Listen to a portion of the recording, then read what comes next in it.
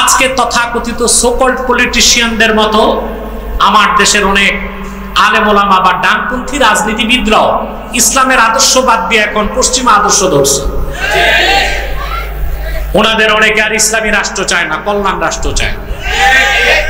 ওনাদের অনেকে এখন আবার নতুন আবিষ্কার পিআর পদ্ধতি, প্রপোর্শনাল রিপ্রেজেন্টেশন। আলেমরা একবার চিন্তা করলেন না পদ্ধতিটা এমনি তো গণতান্ত্রিক পদ্ধতি, ইসলাম সমর্থন করে না। ওর মধ্যে আবার পিআর, এটা হচ্ছে জুলুমাতুম বাদুহা ফাওকা বাদ, অন্ধকারের উপর অন্ধকার। এই যে প্রপোর্শনাল রিপ্রেজেন্টেশন পিআর পদ্ধতি, কিছু মৌলবী সাহেব ওই যে বাংলাতে বলে চেউয়া মাছের মতো লাফাচ্ছে, উই ওয়ান্ট পিআর সিস্টেম, আমরা পিআর পদ্ধতি চাই। আমরা যেখানে চাচ্ছি সংস্কার, আর সংস্কার হবে কোরআন সুন্নাহ দিয়ে, সেখানে এই বিকৃত পশ্চিমাদের মতাদর্শ একটা বুইফোর সিস্টেম হচ্ছে আবার পিআর পদ্ধতি। এটা কেমনে চাই আমরা? শরীয়তের কঠিন নির্দেশ হচ্ছে নেতাকে আপনার তারে চিনতে হবে। কোন চোর ডাকাত, শয়তান, লম্পট, শিরকবাদী, কুফরবাদী, মুনাফিক, দুর্নীতিবাদ, জনগণের সম্পদ লুণ্ঠন করে এইরকম বেনামাজি, সুদখোর, ফাসিক, ফাজির মুসলমানের নেতা হতে পারে না। কিন্তু আপনি যদি পিআর পদ্ধতিতে যান, তা আপনার নেতা যে কে হবে, আপনার কিসমতে যে কোন পোড়া কপালে আছে, এটা আপনি বুঝবেন কেমনে? কথা বলেন। এটা অনেকটা জুয়া খেলার মতো, কে যে ভাগ্যে পড়ে, কথা বলেন, কে যে কিসমতে পড়ে কোন ঠিক না। এটা খুবই জঘন্য একটা বিষয়। রাসূলুল্লাহ সাল্লাল্লাহু আলাইহি ওয়াসাল্লামের তাবেঈ মুহাম্মদ ইবনে সিরিন রাহমাতুল্লাহ বলেছেন, ফানজুরু আম্মান তাখুযুনা দীনাকুম, যাদের কাছ থেকে দিন শিখবা আগে তাদেরকে দেখো তারা ঠিক আছে কিনা। ঠিক একইভাবে যাদের পিছনে হাঁটবা ওই নেতাগুলো ঠিক আছে কিনা দেখতে হবে। এখন আপনি যদি অন্ধকারে থাকেন, তাহলে কি আপনি চিনতে পারবেন আপনার নেতাকে? দেখা গেল আপনি নেতা বানায় রাখছেন একজন নুরুল ইসলাম, কিন্তু দেখা গেল এই লোকটা পিআর পদ্ধতিতে আপনার নেতা হলো না, নেতা হলো কোনো চ্যাটার্জি কিংবা ব্যানার্জি, ঠিক কিনা বলেন? তাহলে আমাদেরকে সকল ক্ষেত্রেই ইসলাম থেকে আদর্শ নিতে হবে, ঠিক কিনা বলেন? ইসলামের সুমহান আদর্শের বাইরে চলার কোনো সুযোগ নাই। সময় দেখো, আমি এই বিষয়ে আরো জরুরি কিছু কথা বলে দিচ্ছি আপনাদের অবগতির জন্য। কথা খেয়াল করতেছেন? রাসূল করিম সাল্লাল্লাহু আলাইহি সাল্লামের ভালোবাসা যতক্ষণ পর্যন্ত জীবনের চেয়ে বেশি না হবে ততক্ষণ পর্যন্ত মুমিন হওয়া যায় না। এখন প্রমাণ কি? আল্লাহ রাসূল সাল্লাল্লাহু আলাইহি সাল্লামকে আমরা জীবনের চেয়ে বেশি ভালোবাসি, তার প্রমাণ তো দিতে হবে। কথা বলেন। বুখারী শরীফের 3টি প্রসিদ্ধ সরাহ, ফাথুল বারি, ইরশাদুস সারি এবং উমদাতুল কারি, 3টি সরার মধ্যে একই কথা এসেছে, ইন্না সামারাতা মাহাব্বাতি রাসূলিল্লাহি সাল্লাল্লাহু আলাইহি ওয়াসাল্লাম ইত্তিবাউ সুন্নতিহি ওয়াল মুলাযামাতু বিশরিয়াতিহি। রাসূলুল্লাহ সাল্লাল্লাহু আলাইহি ওয়াসাল্লামকে জীবনের চেয়ে বেশি ভালোবাসা, কেউ যদি রাসূলুল্লাহর ভালোবাসা যদি জীবনের চেয়ে বেশি হয়, মুসলমানদের তার প্রমাণ হচ্ছে আল্লাহর হাবিব মুহাম্মদ সাল্লাল্লাহু আলাইহি সাল্লামের সুন্নতের অনুসরণ করতে হবে এবং ওনার রেখে যাওয়া শরীয়তকে দাঁত দিয়া কামড় দিয়া ধরতে হবে। এখন আসলাম শিক্ষা। এতক্ষণ তো বয়ান শুনছেন, এখন শিক্ষা কি নিব, ঠিক না? রাসূলুল্লাহ সাল্লাল্লাহু আলাইহি সাল্লামের ভালোবাসা জীবনের চেয়ে বেশি, এটা দাবি করলে হবে না, এটার প্রমাণ দিতে হবে। প্রমাণ হচ্ছে ইত্তিবাউ সুন্নতিহি ওয়াল মুলাযামাতু বিশরিয়াতিহি, রাসূলুল্লাহর সুন্নতকে অনুসরণ করতে হবে আর রাসূলুল্লাহ রেখে যাওয়া শরীয়তকে দাঁত দিয়া কামড়ায় ধরতে হবে। শরীয়তের বাইরে যাবার কোনো সুযোগ নাই, শরীয়তের বাইরে যাবার কোনো সুযোগ নাই। আরে ভাই, রাসূলুল্লাহর অনুসরণটাই তো ইসলাম। কথা বলেন। রাসূলুল্লাহর অনুসরণের বাইরে ইসলাম আছে? ইসলামের কোন ভার্সন আছে? বাংলাদেশের তথাকথিত সুফিবাদী যারা আর কিছু তথাকথিত বুদ্ধিজীবী তারা বলে থাকে যে আমরা পলিটিক্যাল ইসলাম বিশ্বাস করি না, আমরা রেডিক্যাল ইসলাম বিশ্বাস করি না, আমরা সুফিবাদী ইসলাম বিশ্বাস করি। তাদের কথায় বোঝা যায় ইসলামের প্যাটার্ন আছে। কথা বলেন, কোন প্যাটার্ন আছে? ইসলামের কোন ভার্সন আছে? ইসলাম একটাই। কথা বলে না। রাসূলুল্লাহ বলেছেন আমি তোমাদের জন্য এমন একটা দিন রেখে গেলাম, লাইলুহা ওয়া নাহারুহা সাবা, মধ্যাহ্নের দিবাকর সূর্যের মতো উজ্জ্বল দিন রেখে গেলাম, যে দিনের রাত যেমন দিন তেমন, দিন যেমন রাত তেমন। বলে সুবহানাল্লাহ। ইসলামের ভার্সন আছে? তো সুফিবাদী ইসলাম যারা বলে তাদের ঈমান আছে? পলিটিক্যাল ইসলাম বলে কোন ইসলাম নাই, ইসলাম একটাই। তবে ইসলামী রাজনীতি ইসলামের অংশ। জিহাদি ইসলাম বলে কোন ইসলাম নাই, ইসলাম তো একটাই, তবে জিহাদ ইসলামের অংশ। সুফিবাদী ইসলাম বলে কিছু নাই, তবে তরিকত, তাসাউফ, ইলমে মারিফত এটা ইসলামের অংশ। ঠিক কিনা? অংশগুলো নিয়ে ইসলামের ভার্সন বের করা, প্যাটার্ন বের করা, এর কোনো সুযোগ নাই, কোনো সুযোগ নাই। কথাগুলো বুঝতেছেন? তো রাসূল কারীম সাল্লাল্লাহু আলাইহি ওয়াসাল্লামের ইত্তেবা বা অনুসরণটাই হচ্ছে ইসলাম। রাসূলুল্লাহর অনুসরণ বা ইত্তেবাটাই হচ্ছে শরীয়ত। ঠিক কিনা? অতএব জীবনের চেয়ে বেশি রাসূলুল্লাহকে আমরা ভালোবাসি, তার প্রমাণ দিতে হবে না ভাই? তো জীবনের সকল ক্ষেত্রে সুন্নতের অনুসরণ করতে হবে, শরীয়তের গণ্ডির মধ্যে থাকতে হবে, এর বাইরে যাবার কোনো সুযোগ নাই। এটাকে আমরা পারি? কথা বলেন। আমরা কি জীবনের সব ক্ষেত্রে রাসূলুল্লাহর সুন্নতকে মানছি ভাই?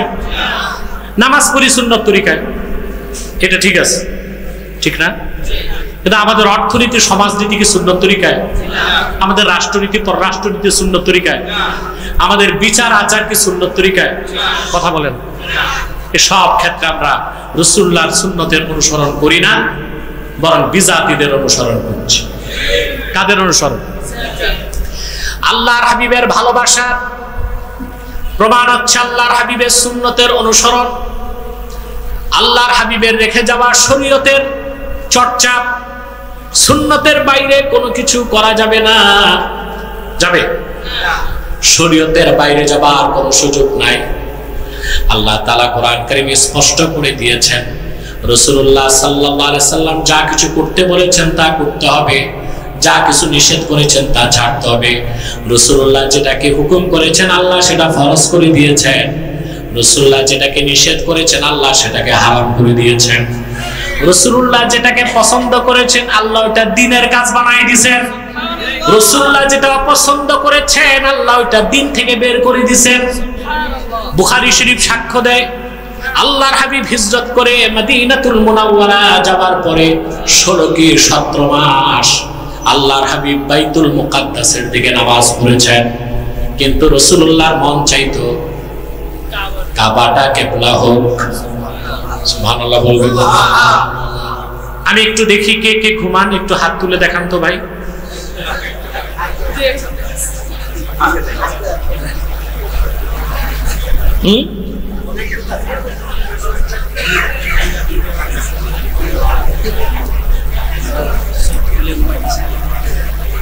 একটু সজাগ হয়ে বসতে হবে।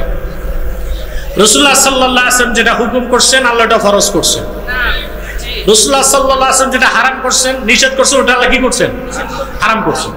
রাসূলুল্লাহ যেটা পছন্দ করছেন আল্লাহ দ্বীন বানাই দিয়েছেন, রাসূলুল্লাহ পছন্দ করছেন আল্লাহ দ্বীন থেকে বের করে দিয়েছেন। 16 কি 17 মাস সহিহ বুখারীর রওয়ায়াত, রাসূলুল্লাহ সাল্লাল্লাহু আলাইহি ওয়াসাল্লাম বাইতুল মুকাদ্দাসের দিকে নামাজ পড়েছেন, কিন্তু রাসূলুল্লাহর মনের টান ছিল, জোরে বলতে হবে, আল্লাহর হাবিব মুখ ফুটে কিছু আল্লাহকে বলেন না, বারবার আকাশের দিকে তাকা। অর্থাৎ আমার মনের খবর তো আল্লাহ জানেন।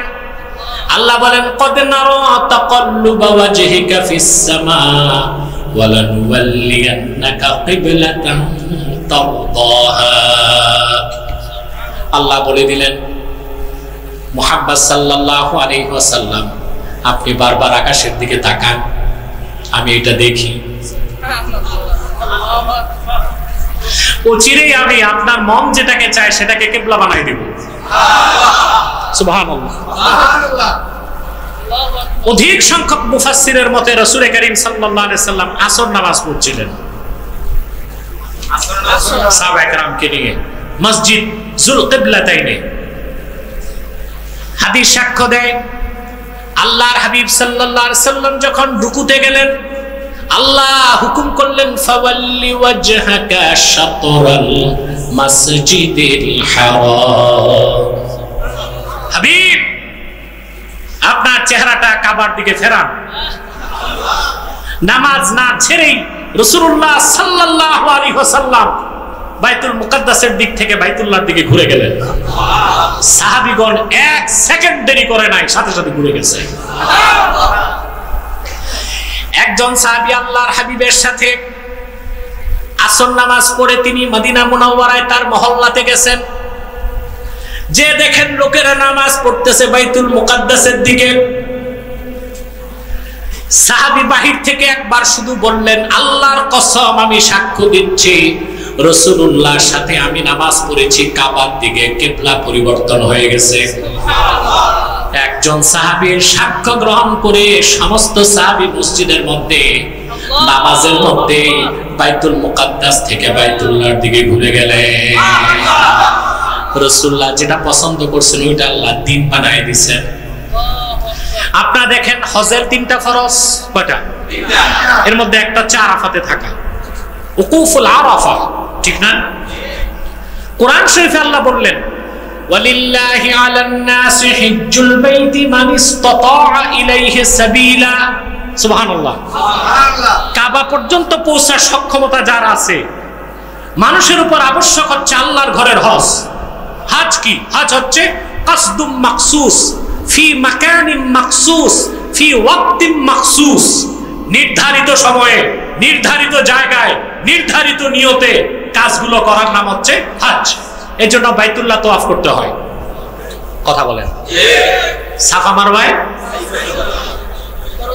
দৌড়াতে হয়, ঠিক না? আরাফাতে অবস্থান করতে হয়, মিনাতে অবস্থান করতে হয়, মুজদালিফা অবস্থান করতে হয়, শয়তানকে পাথর মারতে হয়।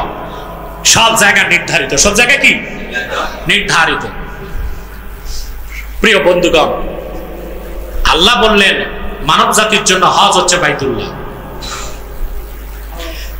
আরাফাতে যাওয়ার কথা আল্লাহ বলছেন কোরআন কারীমে, কিন্তু বলুন তো ভাইরা, হজের 9 তারিখ কোন একজন হাজিও কাবা ঘরে থাকে?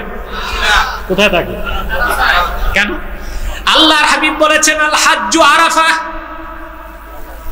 হজের সবচেয়ে বড় কাজ আরাফাতে। আর সেটাকে আল্লাহ তাআলা 3 ফরজের সবচেয়ে বড় ফরজ বানায় দিলেন। হুজুর যা পছন্দ করছেন ওইটা আল্লাহ দিন বানায় দিয়েছেন। হুজুর পুন্নূর সাল্লাল্লাহু আলাইহি ওয়াসাল্লাম যা অপছন্দ করছেন আল্লাহ দিন থেকে বের করে দিয়েছেন। হুজুর পুন্নূর সাল্লাল্লাহু আলাইহি ওয়াসাল্লাম আদেশ করছেন আল্লাহ ফরজ করে দিয়েছেন। আল্লাহর হাবিব নিষেধ করছেন, হুজুর পুন্নূর সাল্লাল্লাহু আলাইহি ওয়াসাল্লাম আল্লাহ হারাম করে দিয়েছেন। সুবহানাল্লাহ বলবেন। আল্লাহর হাবিবের আনুগত্য, ওনার ইত্তেবা, ওনার অনুসরণের মাহাত্ম্য বুঝাতে একটি হাদিস বলছি আপনাদেরকে। সহিহ বুখারী কিতাবুত তাফসীর বাবু ফাজলি ফাতিহাতিল কিতাবে হাদিসটি এসেছে। রাসূলুল্লাহ জলিলুল কদর সাহাবী হযরতে সাঈদ ইবনে মুআল্লা থেকে, আবু সাঈদ মুআল্লা থেকে তিনি বলেন, সহিহ বুখারীতে হাদিসটি এসেছে, তিনি বলেন কুনতু উসাল্লি ফাদাআনি আন-নবী সাল্লাল্লাহু আলাইহি ওয়াসাল্লাম ফালাম উজিবহু।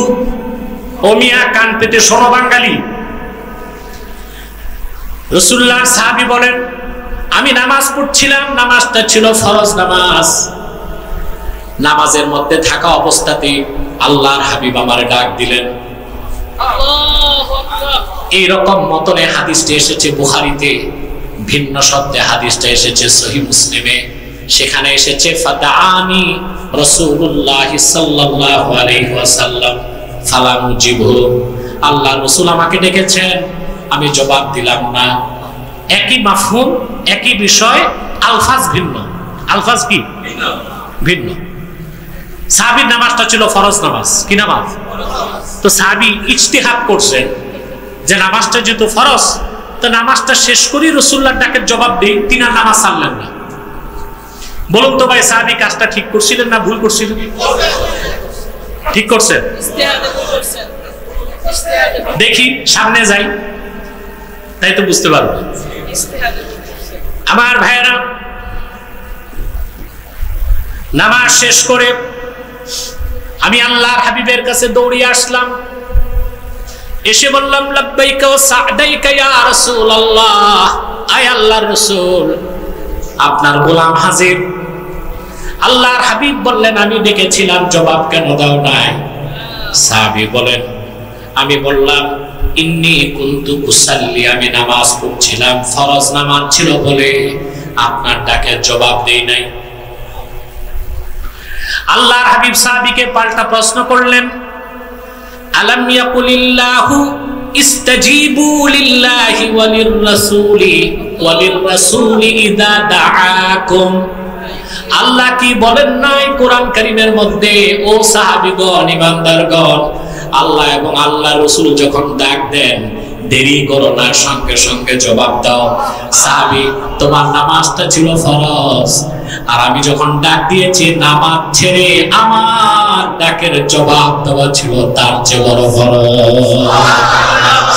আল্লাহু আকবার।